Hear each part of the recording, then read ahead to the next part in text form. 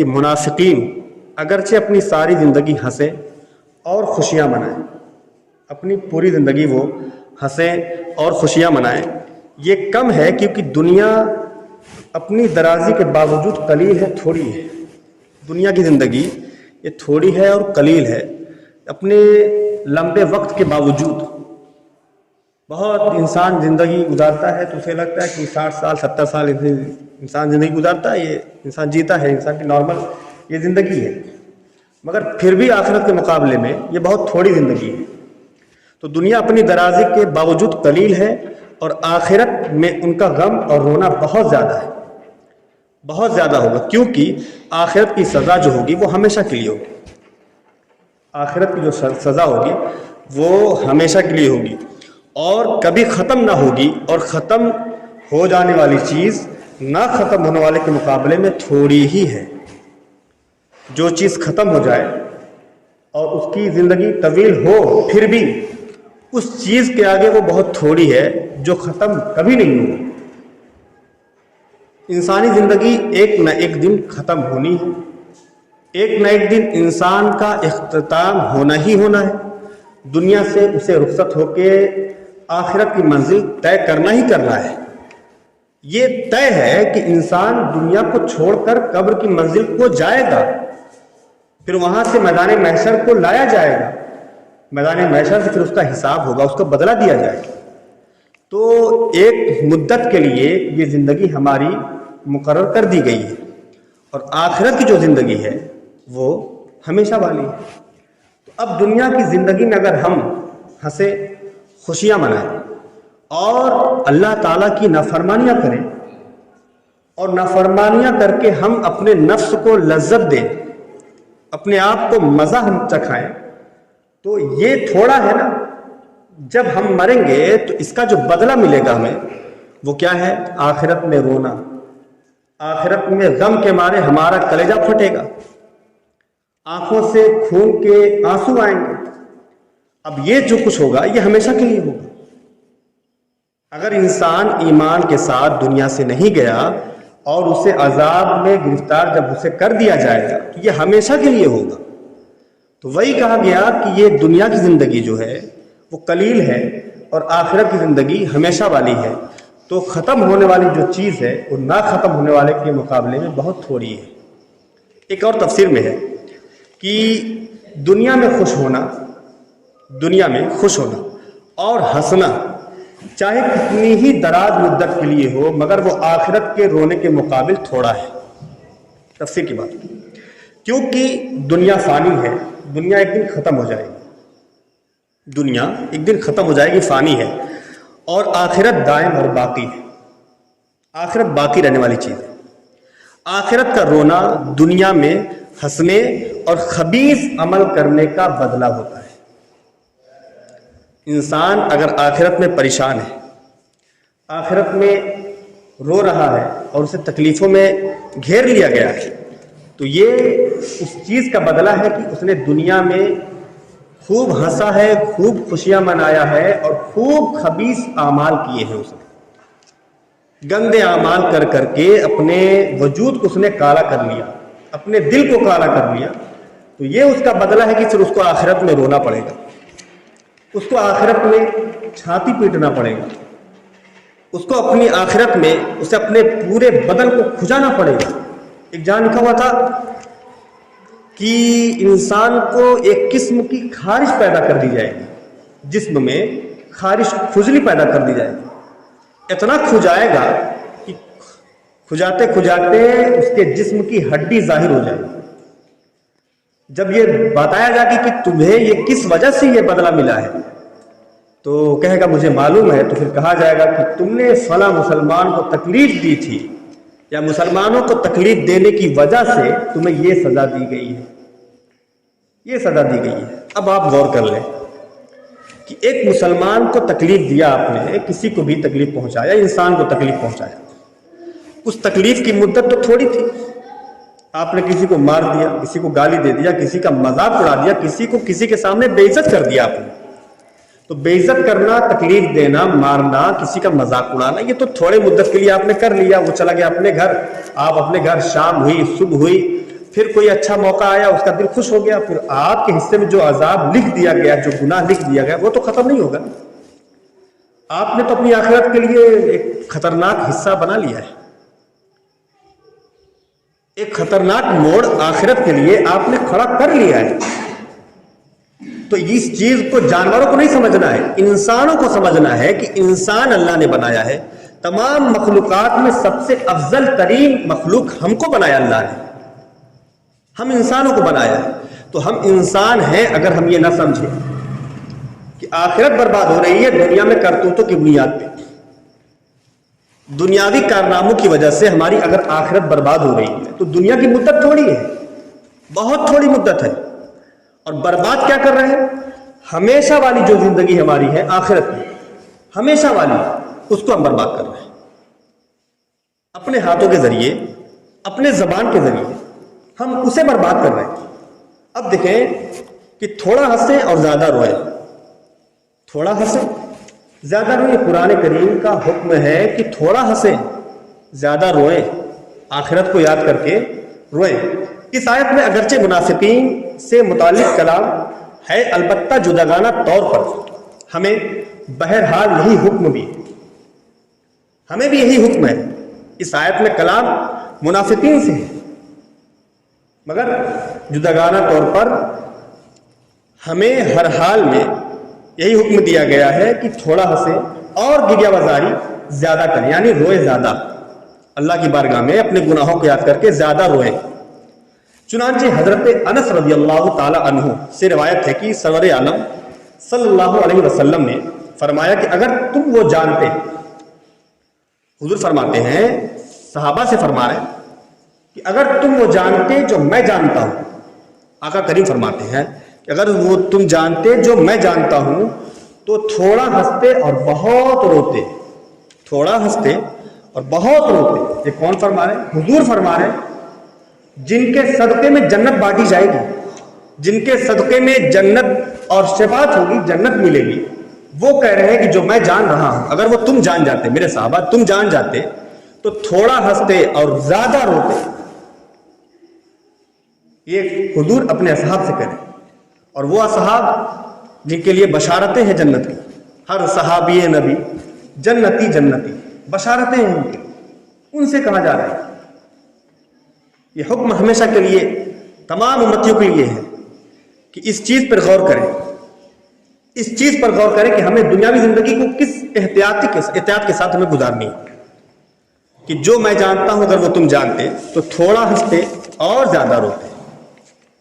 اب دیکھیں کہ حضور علیہ السلام نے ایک موقع فرمایا کہ آخرت کو یاد کر کے رویا کرو, گناہوں کو یاد کر کے رویا کرو, اپنے گناہوں کو یاد کر کے رویا کرو, اور زبان کو اپنے قابو میں رکھو, زبان کو اپنے قابو میں رکھو. اور زبان کے متعلق بہت سے ارشادات ہیں. ایک مقام پہ آقا علیہ السلام نے فرمایا کہ تم مجھے اگر اپنی زبان اور اپنی شرمگاہ کی اگر حفاظت کی ضمانت دے دو تو میں تمہیں جنت کی ضمانت دیتا ہوں. کتنا بڑا انعام ہے ہمارے لیے. تو ہمیں بھی اس چیز پر غور کر کے اپنی آخرت کو سنوارنے کی کوشش کرنی چاہیے. اور قرآن کریم کے جو احکام ہوئے, اللہ تعالیٰ نے جو حکم نافذ کیے, حضور علیہ السلام کے فرمودات جو رہے, صحابہ کرام نے اس پہ بہت کثرت کے ساتھ اس پر عمل کیا ہے. صحابہ کرام کا خوف, صحابہ کرام کا عشق رسول وہ عجیب قسم کا, اور مطلب بہت زیادہ لطف, اور اسے جو ہے سماعت کرنے کے بعد دل میں عجیب کیفیت پیدا ہو سکتی ہے اگر ہم اسے دل کے کانوں سے سنیں تو.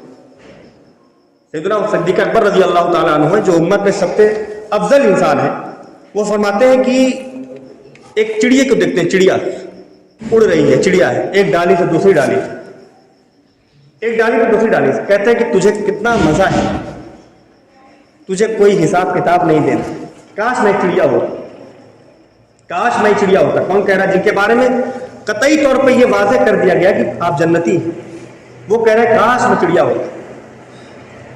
اور ایک جہاں فرماتے ہیں کہ کاش میں ہرا درخت ہوتا, ہرا درخت ہوتا, مجھے کاٹ دیا گیا ہوتا, ختم کر دیا گیا. یہ فکر آخرت ان کی ہمیشہ جاری رہتی تھی. اور ان کا ایک انداز زندگی یہ دیکھیں کہ صحابی ہیں، افضل ہیں، سب سے پہلے صحابی درجے میں سب سے افضل انسان ہیں امتیوں میں. ان کا عشق رسول دیکھیں کہ جب حضور علیہ الصلوۃ والسلام آغاز اسلام کا وقت ہے، اسلام کی آغاز کا وقت ہے، تو آپ نے حضور سے کہا کہ یا رسول اللہ اجازت دے دیں صلی اللہ علیہ وسلم کہ ہم دین کی تبلیغ شروع کر دیں، اسلام کا اظہار کر دیں، اعلان کر دیں. اصرار کے بعد حضور نے اجازت دی. جب انہوں نے اسلام کا اعلان کیا، اظہار کیا، ہو گیا اظہار. اب جب حضور بھی وہاں پہ موجود تھے، مشرکین مکہ نے دیکھا، ان کا خون کھول گیا. تو اب انہوں نے کیا کیا کہ ٹوٹ پڑے اور کثرت کے ساتھ، شدت کے ساتھ صحابہ کرام کو پیٹنے لگے. اس وقت صحابہ کی تعداد 38 تھی، 38 صحابہ کرام کی تعداد تھی. لکھا ہے کتابوں میں کہ اتنا مارا ہے، اتنا ظلم کیا ہے کہ ایک خبیث شخص نے آ کر کے حضرت سیدنا صدیق اکبر کے چہرے پہ اپنے جوتے سے آ کے وار کیا ہے اور لہو لہان ہو گئے اور بے ہوش ہو گئے. جب بے ہوش ہو کر گر پڑے ہیں نا، آپ کے سینے پہ وہ کود رہا ہے وہ شخص. تو جب آپ کے قبیلے والوں کو خبر ملی ہے تو دوڑ کر آئے آپ کو بچانے کے لیے. بچا کر گھر لے گئے. گھر لے گئے، بہت کوشش کی کہ ہوش میں آئے. تو دن کے آخری حصے میں سیدنا ابوبکر صدیق کو ہوش آیا. ہوش جب آیا تو لوگ کھڑے تھے ارد گرد. ہوش آیا تو ہوش آتے ہی پہلا جملہ کہا کہ میرے حضور کہاں ہے. عشق رسول دیکھیں، پہلا جملہ کہا ہے کہ میرے حضور کہاں ہے. یہ جملہ سنتے ہی جو وہاں پہ کھڑے تھے نا، وہ ناراض ہو کے چلے گئے. ناراض ہو گئے کہ ہم اتنی مشکل سے ان کو بچا کے لائے ہیں. چونکہ وہ بھی لوگ جو ساتھ میں تھے وہ سب ایمان نہیں لائے تھے. وہ ناراض ہو کے چلے گئے. کافی دیر گزر گئی. اپنی ماں سے کہتے ہیں کہ امی مجھے کسی بھی طور پہ حضور کے پاس لے چلو، مجھے ان کا حال چاہیے. کھانے کے لیے پوچھا گیا تو کہا میں خدا کی قسم اس وقت تک کچھ نہیں کھاؤں گا جب تک میں اپنے حضور کو اچھا نہ دیکھ لوں. عشق رسول کا یہ معیار اس صحابہ کی زندگی میں آپ کو جب مطالعہ کریں گے تو آپ کو نظر آئے. پھر جب آپ کو آپ کی والدہ نے جب حضور کی بارگاہ میں جب لے کے پہنچی ہے، خبر دی گئی کہ دار ارقم میں حضور آرام فرمائے. جب آپ کو لے کے جایا گیا نا، وہاں پہنچے ہیں جب آپ، تو آپ کی حالت کو دیکھ کر حضور رو پڑے. حضور رو پڑے. چہرہ اتنا بدحال تھا کہ پہچانا نہیں جا رہا تھا، کتنا برا ظالموں نے مارا تھا. رو پڑے تو حضرت سیدنا صدیق اکبر رضی اللہ تعالیٰ عنہ کہتے یا رسول اللہ صلی اللہ علیہ وسلم مجھے کچھ ہوا نہیں ہے، بس چہرے پہ تھوڑا زخم تھا. یہ صحابہ کی زندگی یہ حضور علیہ السلام کے فرمان کے سائے میں بالکل چل رہی. مگر ہم بھی امتی ہیں حضور کے. ہمیں بھی غور کرنا چاہیے کہ ہمارے دل میں خوف کتنا ہے اللہ کے عذاب اور اللہ تعالیٰ نے جو ہمارے لیے وعیدیں نازل کی ہیں اس کے متعلق کتنا ہم احساس کرتے ہیں، اس کو ہمیں غور کرنا چاہیے. ایک حدیث شریف میں کہ رسول اللہ صلی اللہ علیہ وسلم کو ارشاد فرماتے ہوئے حضرت انس رضی اللہ تعالیٰ عنہ نے سنا ہے کہ اے لوگوں رو. حضور فرماتے ہیں اے لوگوں رو، اگر تمہیں رونا نہ آئے تو رونے کی کوشش کرو. اگر تمہیں رونا نہ آئے تو رونے کی کوشش کرو، کیونکہ جہنمی جہنم میں روئیں گے حتیٰ کہ ان کے آنسو ان کے چہروں پر اس طرح بہیں گے گویا کہ وہ نہریں ہیں. اس طرح آنسو بہائیں گے گویا نہریں بہ رہی ہیں. حدیث شریف کا مفہوم ہے. اور یہاں تک کہ ان کے آنسو ختم ہو جائیں گے. آنسو ختم ہو جائیں گے. پھر کیا ہوگا؟ پھر ان کا خون بہنے لگے گا چہروں سے. پھر خون بہے گا اور وہ خون اتنا زیادہ بہ رہا ہوگا کہ اگر اس میں کشتی چلائی جائے تو چل پڑے. اللہ سمت. یہ ایک بہت غور کرنے والی بات ہے کہ انسان دنیاوی تکالیف کو سوچ کر ڈپریشن میں چلا جاتا ہے. دنیاوی تکالیف کو سوچتا ہے، سمجھتا ہے تو بہت ٹینشن ہو جاتا ہے. مگر بزرگوں کا جو طریقہ تھا نا، وہ طریقہ بتاؤں آپ کو. ایک بہت بڑے بزرگ حضرت سیدنا سفیان ثوری رحمۃ اللہ علیہ، ان کے بارے میں کہ آخرت کے خوف، جہنم کے خوف سے ان کے پیشاب کے راستے سے خون آتا تھا. اتنا خوف کرتے تھے. اور خوف ٹائم کو اور ان کے جو اعمال تھے اتنے اعلیٰ تھے. اللہ سمجھ पूरी रात शबेदारी गुजरती थी लोगों की, उसके बावजूद ये खौफ था, खौफ का ये आलम था। तो हम और आप एक आम इंसान हैं, आम तरीके पर हम नमाजों का एहतमाम भी करते हैं, आम तरीके पर अपनी ज़िंदगी हम गुजार रहे हैं। तो हमें भी बहुत एहतियात के साथ अपनी ज़िंदगी को सही रास्ते पर चलाना चाहिए। एक हदीस शरीफ है कि अब देखिए, तो इंसानों की बात हमने कर ली है, सहाबा की बात होगी, अब आ जाए फरिश्तों के सरदार की बात करने लगे। फरिश्तों के सरदार की बात करने लगा हूं मैं। हदीस का मफहूम है कि हजरत अब्दुल्ला बिन उमर रज़ी अल्लाह ताला अन्हु फरमाते हैं कि हजरत साद बिन इबादा रज़ी अल्लाह ताला अन्हु बीमार हुए तो नबी करीम सल्लल्लाहु अलैहि वसल्लम उनकी आयत की तशरीफ ले गए। तो ये हदीस को आप समाप्त करें कि जब तशरीफ ले गए तो साथ में हजरत अब्दुर्रहमान बिन औफ, हजरत साद बिन अबी वक्कास और हजरत अब्दुल्ला बिन मसूद रज़ी अल्लाह ताला अन्हु थे। जब दाखिल हुए अंदर घर में तो झुरमुट में उन्हें पाया, एक भीड़ के अंदर उन्हें पाया है, भीड़ में पाया है। तो आप इरशाद फरमाते क्या ये फौत हो गए? लोगों ने अर्ज किया कि या रसूलल्लाह सल्लल्लाहु अलैहि वसल्लम, नहीं, नबी करीम सल्लल्लाहु अलैहि वसल्लम रोने लगे। जब लोगों ने आप सल्लल्लाहु अलैहि वसल्लम को रोते हुए देखा है वो भी रोने लगे। इरशाद फरमाया, सुनो, बेशक अल्लाह ताला आंख के बहने, अल्लाह ताला आंख के बहने और दिल के मगमूम होने पर अजाब नहीं देता है। आंख के बहने और दिल के मगमूम होने पर अजाब नहीं देता। कोई आंख अगर रोए ना तो जहन्नम की आग, अगर कोई आग अल्लाह के खौफ से, जहन्नम के खौफ से रोती है तो अल्लाह ताला उसे अजाब नहीं देता। हुजूर फरमा रहे हैं कि आंख के बहने और दिल के मगमूम होने पर अल्लाह जो है अजाब नहीं देता, बल्कि इसकी वजह से अजाब देता है। जबान की तरफ इशारा करके हुजूर फरमाते हैं, बल्कि इसकी वजह से अजाब देता है, या रहम फरमाता है, या सवाब देता है। और जबान की तरफ इशारा फरमाया, ये जबान है, इसी की वजह से अल्लाह ताला अगर आपको सवाब भी देगा और इसी की वजह से अल्लाह ताला आपको अजाब भी देगा। और मैं जो फरिश्ते की बात कर रहा था कि सरदारों की बात, तो सैयदना जिब्रील अलैहिस्सलाम, हुजूर सल्लल्लाहु अलैहि वसल्लम ने फरमाया कि एक मर्तबा हजरत जिब्रील अलैहिस्सलाम को देखा कि वो रो रहे हैं। अब फरिश्तों के सरदार हैं, रो क्यों रहे हैं सोचें। तो आपने दरियाफ्त फरमाया कि ऐ जिब्रील अलैहिस्सलाम, तुम क्यों रोते हो, क्यों रोते हो, हालांकि तुम बुलंद तरीन मकाम पर फाइज हो, बुलंद तरीन मकाम है तुम्हारा। तो उन्होंने अर्ज की, मैं क्यों ना रो, मैं रोने का ज्यादा हकदार हूं। ये फरिश्तों के सरदार कह रहे, मैं रोने का ज्यादा हकदार हूं, कहीं मैं अल्लाह ताला के इल्म में अपने मौजूदा हाल के अलावा किसी और हाल में ना हूं, और मैं नहीं जानता कि कहीं इब्लीस की तरह मुझ पर भी कोई बला ना आ जाए। इब्लीस भी इसी तरह था कि उसको भी बहुत गुमान था। वो फरमाते हैं कि कहीं इब्लीस की तरह मुझ पर भी कोई बला ना आए। वो फरिश्तों में रहता था और मैं नहीं जानता कि मुझ पर कहीं हारूत और मारूत की तरह आजमाइश ना आ जाए। ये हज़रत जिब्रील कह रहे हैं। फिक्र आखिरत, अल्लाह का खौफ किस कदर इन लोगों में था, और फरिश्तों की जमात या फरिश्तों के सरदार का ये हाल है, तो हम इंसान हैं। हमें अगर इस तरह से नहीं गुजारनी जिस तरह हम जी रहे हैं, मस्जिदें अगर खाली हैं और किसी की खुशनुदी की खातिर कहीं बैठकर अगर हम अपनी नमाज को ज़ाय कर रहे हैं, तो हमें फिक्रमंद होना चाहिए अपने दिल के बारे में कि हमारा दिल स्याह तो नहीं हो चुका है। रहमान को हम नाराज कर रहे हैं, अल्लाह उसके रसूल को हम नाराज कर रहे हैं, और नमाज जैसी अजीम इबादत को छोड़कर अपनी जिंदगी के बारे में हमें गौर फिक्र करना चाहिए। और जिंदगी, जो मैंने वो हदीस शरीफ का मफहूम सुनाया ना कि जबान के मुतालिक, हुजूर ने फरमाया कि इसकी वजह से या तो अजाब होगा या रहम फरमाया जाए। इस चीज की भी हमें हिफाजत करनी है।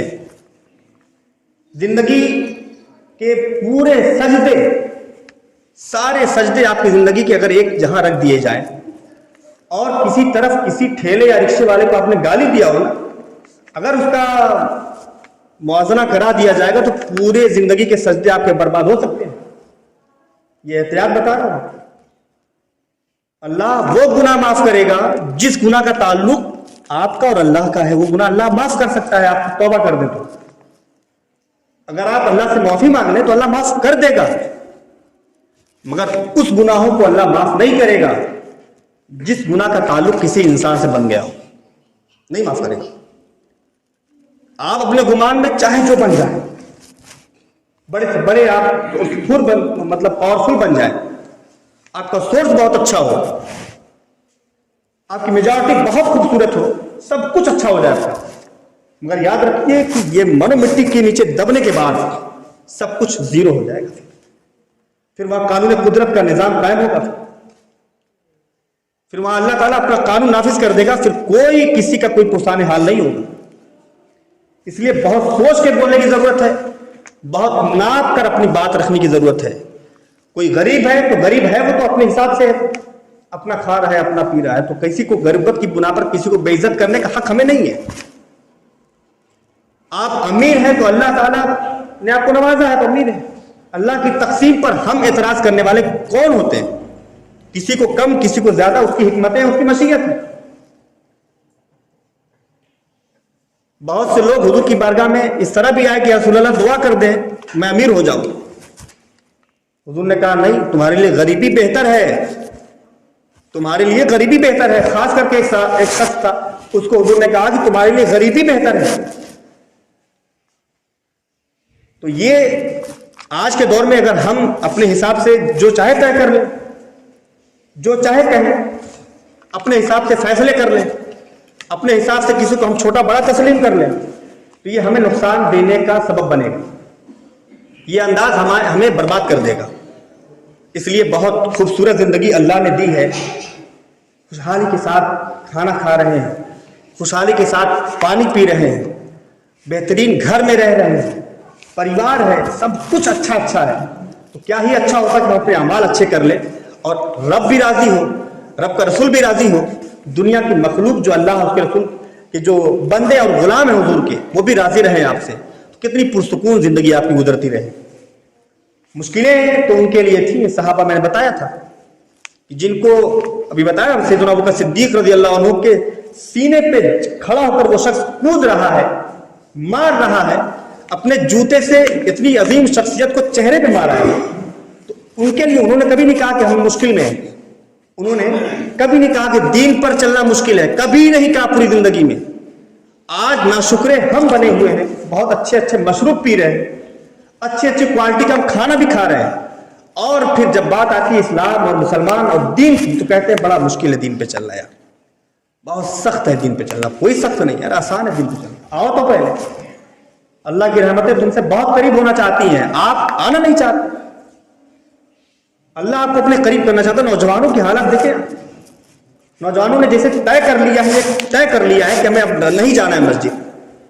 وہ طے کر کے چکے ہیں کہ ہمیں اب مسجد کے قریب نہیں آنا ہے, ہمیں تلاوت قرآن کے قریب نہیں آنا. کتنے ایسے ہیں جنہوں نے رمضان سے لے کے رمضان تک مسجد کا رخ نہیں کیا ہے؟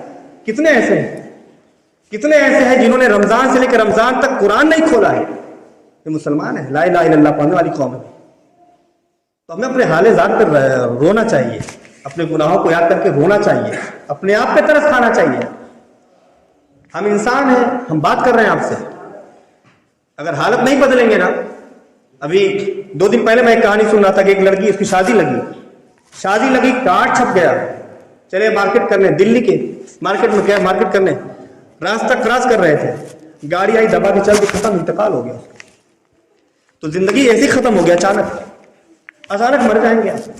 آنے والی شب برات ہے, اسی میں شام کو شب برات میں وہ پوری زندگی کا سسٹم لکھ دیا جاتا ہے, کس کو مرنا ہے, کس کو جینا ہے, کس کی شادی ہونی ہے, کس کو کیا کرنا ہے. یہاں تک لکھا ہوا ہے کہ کوئی اپنے شادیوں کے جوڑے خرید رہا ہوگا مگر اس کا نام مرحومین میں لکھ دیا گیا ہوگا. اسی شب برات 14 شعبان کی بات کروں, وہ شادی کی تیاریاں میں لگا ہوگا مگر اس شام کو یہ لکھ دیا جائے گا کہ اس کو فلاں تاریخ میں فلاں مہینے میں انتقال کر جانا ہے. جس سے میں نے بھی واقعہ بتایا کہ شادی کا کارڈ تک چھپ چکا, مگر جس کا کارڈ چھپا ہے اس کو یہ نہیں پتا کہ مجھے کل مرنا ہے یا ابھی مرنا ہے, انتقال ہو گیا. تو افسوس سے پہلے, جس افسوس میں آنکھوں سے خون کے بجائے آنسو کے بجائے خون کے آنسو آئے, اس سے پہلے کہ ایک افسوس بیٹھ کے کر لیا جائے, ایک چنتا ہم پہلے کر لیں اور کر کے توبہ کر کے اللہ اس کے رسول کے فرما بردار بن جائے. یہی حقیقت میں بندگی ہے, یہی زندگی ہے. اللہ ہم سب کو عمل خیر کی توفیق عطا فرمائے.